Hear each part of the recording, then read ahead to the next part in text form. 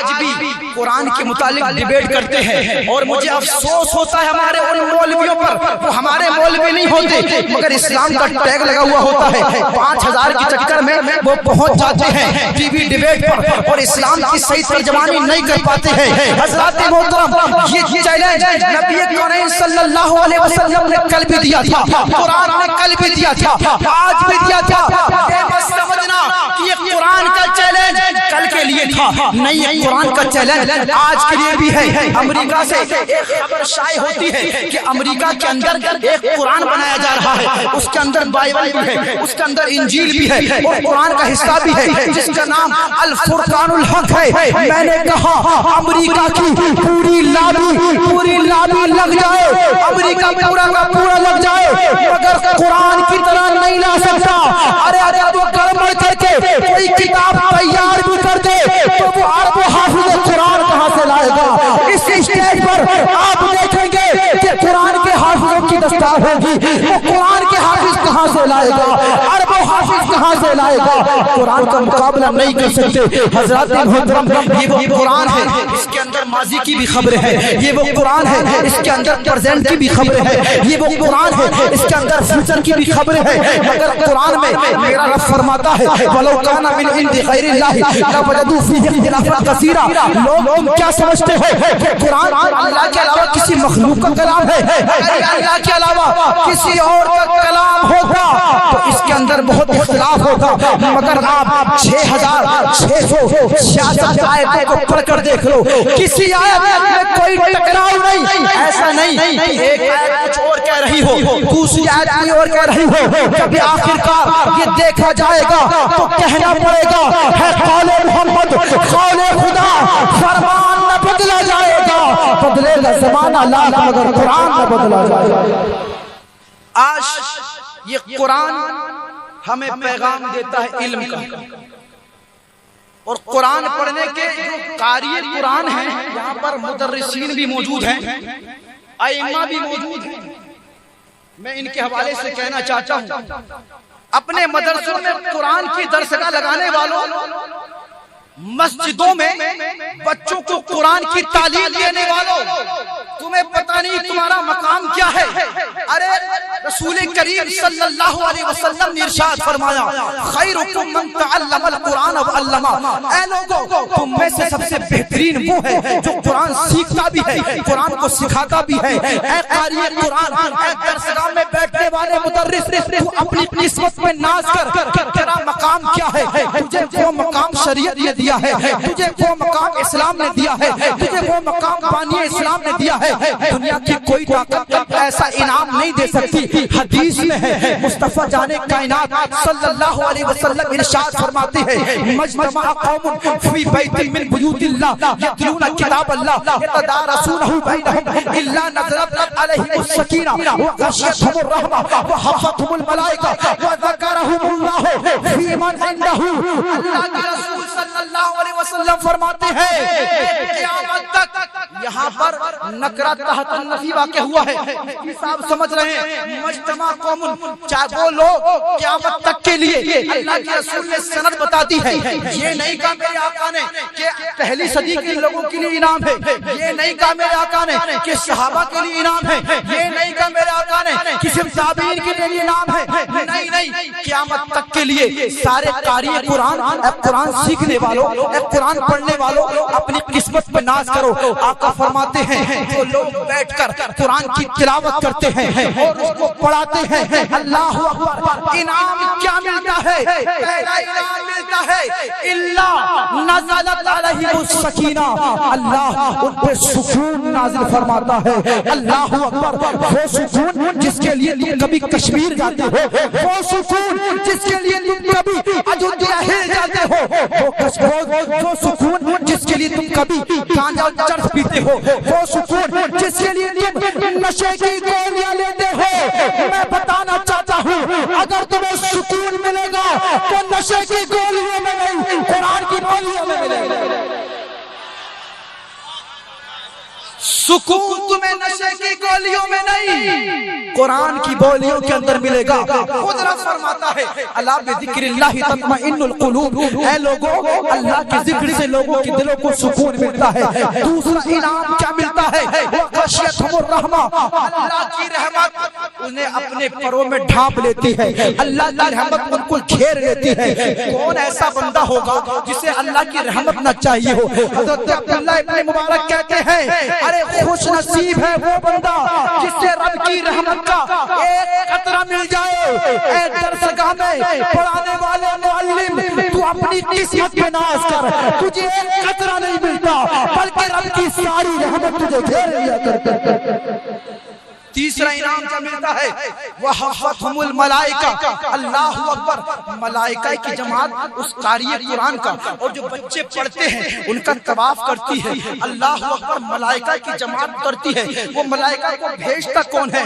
حضرات یفعلون، وہی کرتے ہیں جو ان کو حکم ہوتا ہے، اور اپنے فرشتوں کو رب بھیجتا ہے قاری قرآن کے لیے اور قرآن پڑھنے والوں کے لیے فرشتے اترتے ہیں اور انہیں گھیر لیتے ہیں۔ یہ تیسرا انعام ہوا۔ چوتھا انعام کیا ہے؟ اللہ اکبر، وذکرہم اللہ فی من عندہ، تم یہاں پر زمین پر بیٹھ کر قرآن کی تلاوت کرتے ہو، اللہ عرش بڑی پر فرشتوں کے درمیان تمہارا ذکر کر رہا ہو۔ قرآن کہتا ہے قل هل يستوي الذين يعلمون والذين لا يعلمون، اے لوگوں یہ بات طے ہے کہ علم والے اور غیر علم والے برابر نہیں ہو سکتے۔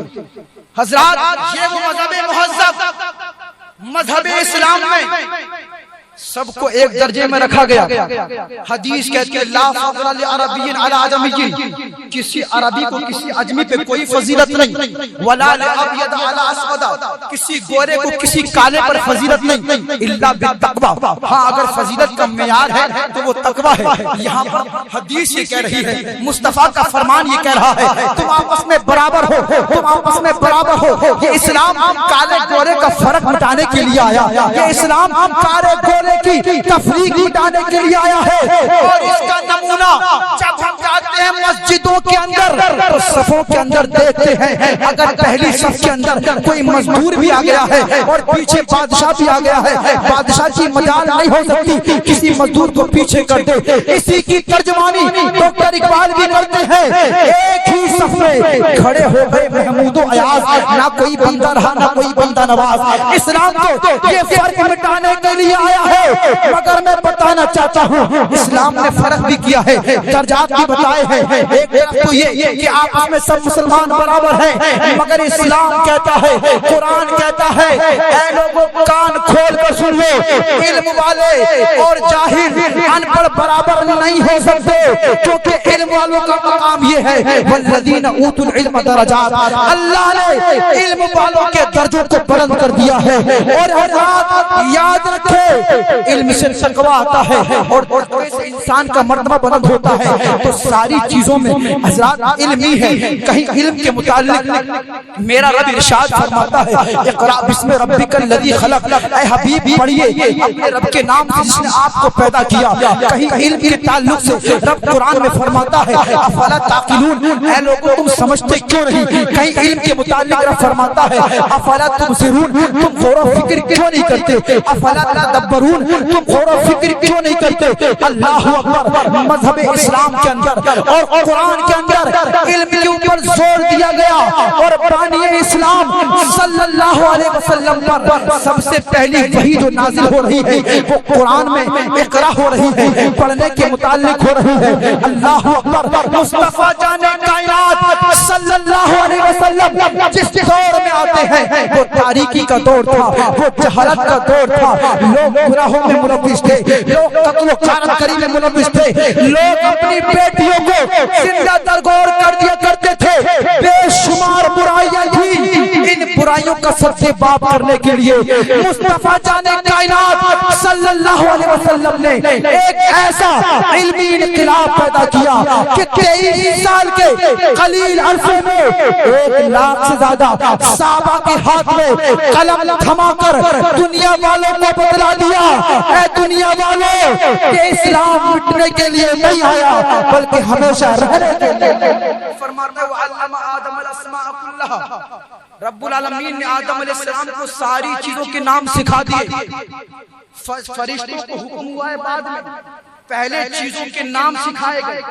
میرے بعد یہ بات دماغ میں آئی تو میں عرض کرتا چلوں حضرات محترم، نتیجہ سمجھیے، یاد رکھیں. فرشتوں کو جھکایا ہے سجدے میں. حضرت آدم علیہ السلام کو علم دینے کے بعد، ساری چیزوں کا علم سکھانے کے بعد، تو قرآن کی یہ آیت ہمیں پیغام دیتی ہے اگر تم چاہتے ہو کہ ساری دنیا تمہارے قدموں میں آ جائے، اگر تم چاہتے ہو کہ دنیا تمہارے آگے جھک جائے، تمہیں اپنے آپ کو علم سے آراستہ کرنا ہوگا. میں بتانا چاہتا ہوں حضرات، مگر میری قوم کے بچے جنہیں قال اللہ اور قال رسول سے دنیا کی صداؤں کو منور کرنا تھا، جنہیں علم کی روشنی سے گھیرتی تھی، مگر میں دیکھتا ہوں چھوٹے چھوٹے بچے ہیں، 10 سال کی عمر ہے، وہ کسی ہوٹل میں پلیٹیں دھوتے نظر آتے ہیں، گلاس مانجتے نظر آتے ہیں. اللہ اکبر، وہ بچے جنہیں قال اللہ اور قال رسول کی صداؤں سے دنیا کو منور کرنا تھا، آج وہی قوم علم سے دور ہو گئی. حضرات میں بتانا چاہتا ہوں، اگر آپ باپ ہیں آپ سن لیں، اگر آپ ماں ہیں تو آپ سن لیں، اے بچوں کے گارجنوں سن لیں، تم آدھی روٹی کھا لینا مگر اپنے بچوں کو علم سے آراستہ کر دینا. آدھی روٹی کھا لینا، اپنے بچوں کو سنا دینا. تم یہ گوشت روٹی پوٹی چھوڑنا بند کر دو، مگر اپنے بچوں کے ہاتھ میں تم قلم تھما دو. اگر تم نے اپنے بچوں کو علم سے آراستہ نہیں کیا، یاد رکھنا، اگر کوئی اپنے بچوں کو تحفہ نہیں دیتا ہے تو بچہ تھوڑی دیر کے لیے روتا ہے، اور اگر بچے کو علم نہ دیا جائے تو بچہ ہمیشہ زندگی بھر روتا نظر آئے گا. میری قوم کے اندر ڈاکٹر کی بھی ضرورت ہے، میری قوم کے اندر وکیلوں کی بھی ضرورت ہے، میری قوم کے اندر انجینئر کی بھی ضرورت ہے. مگر میں بتانا چاہتا ہوں، اپنے بچوں کو ڈاکٹر بنانے سے پہلے دین کا علم دے دینا، اپنے بچوں کو ڈاکٹر بنانے سے پہلے، انجینئر بنانے سے پہلے، وکیل بنانے سے پہلے دین کا علم دے دینا. ہم نے ایسے معاملات دیکھے ہیں کہ ڈاکٹر ہے، انجینئر ہے، مگر جب نکاح کے وقت میں کلمہ پڑھانے کی باری آتی ہے، اس صاحب کو کلمہ بھی پڑھنا نہیں آتا ہے. اللہ اکبر، بڑی ڈگریاں حاصل کر لی، ایسی ڈگریوں کا کوئی مول نہیں جب دین کا علم نہ ہو. حضرات محترم، بتانا چاہتا ہوں، آج ضرورت ہے اپنے بچوں کو دینی علم بھی پڑھایا جائے، اپنے بچوں کو دنیاوی علم بھی پڑھایا جائے، تاکہ تمہارے بچے ہر میدان میں کامیاب ہوتے نظر آئے. آپ اپنی آنکھوں سے دیکھیں گے یہ مدرسہ گلشن مدینہ کے سارے اراکین اور سارے اساتذہ حضرات مبارکباد کے قابل ہیں کہ یہ اپنی اس درسگاہ سے قرآن کے حافظ کو پیدا کر رہے ہیں. آج لوگ بڑے بڑے مقرروں کو سنتے ہیں، مگر میں بتانا چاہتا ہوں، اے لوگوں سنو، تمہارے علاقے میں جو بندہ مدرسہ چلا رہا ہے اس کو تم ولی سمجھنا. تمہارے مدرسے میں جو دین کا کام کر رہا ہے تمہارے لیے ولی ہے. جو شخص بھی دین کی خدمت کے لیے کھڑا ہے وہ اللہ کا ولی ہے. میں بتانا چاہتا ہوں کیسے ولی ہے. سنو، رب فرماتا ہے کونوا ربانیین بما کنتم تعلمون الکتاب وبما کنتم تدرسون. اللہ والے ہو جاؤ. اللہ والے کیسے ہو جاؤ؟ کیونکہ تم قرآن کی تلاوت کرتے ہو اور پڑھاتے ہو. جو قرآن کی تلاوت کرواتے ہیں، جو قرآن پڑھاتے ہیں، ان کے بارے میں میں یہ کہہ سکتا ہوں کہ جو خوف رب کا انہیں ہوتا ہے کسی اور کو نہیں ہوتا ہے. اور بچوں کو ان مدرسے میں داخل کرنے والوں یہ انعام تو سنتے جاؤ کہ تمہارے بچوں کو انعام کیا ملتا ہے، تمہارے بچوں کو مقام کیا ملتا ہے. کسی دنیا کی بڑی سی بڑی یونیورسٹی کے فارغ کو وہ انعام نہیں ملتا ہے. جن کے بچے آج حافظ قرآن ہو رہے ہیں وہ باپ خوش ہو جائیں، وہ ماں خوش ہو جائیں، وہ گھر والے خوش ہو جائیں. رسول کریم صلی اللہ علیہ وسلم نے ارشاد فرمایا من حفظ القرآن وعمل بما فیہ البس والدہ تاجا یوم القیامہ ضوءہ احسن من ضوء الشمس. اے قرآن کا حفظ کرنے والے، اپنے مقدر پہ ناز کر. آقا فرماتے ہیں کہ جس بندے نے قرآن کو اپنے سینے میں محفوظ کر لیا اور عمل کر لیا اس کا مقام یہ ہوگا اللہ رب العالمین میدان محشر میں اس کے والدین کو بلائے گا اور ان کے والدین کے سروں پہ ایسا تاج رکھے گا جس تاج کی روشنی سورج کی روشنی سے زیادہ ہوگی، سورج بھی اس تاج کے سامنے پھیکا پڑ جائے گا۔ یہ فضیلت کسی دنیا دار کے لیے نہیں ہے بلکہ یہ حافظ قرآن کے لیے ہے۔ دوسری حدیث میں اللہ کے رسول صلی اللہ علیہ وسلم فرماتے ہیں من حفظ القرآن وعمل بما فیہ، آقا فرماتے ہیں جس نے قرآن کو حفظ کیا اور عمل کیا شفع بہ فی عشرۃ من اہل بیتہ کلہم قد استوجبوا النار، وہ اپنے خاندان کے 10 ایسے لوگوں کو جنت میں لے کے جائے گا جن پر جہنم واجب ہو چکی تھی۔ اللہ اکبر، میں یہ کہنے پر مجبور ہوں کہ فضل خدا سے وہ صاحب ذیشان ہو گیا جو خوش نصیب حافظ قرآن ہو۔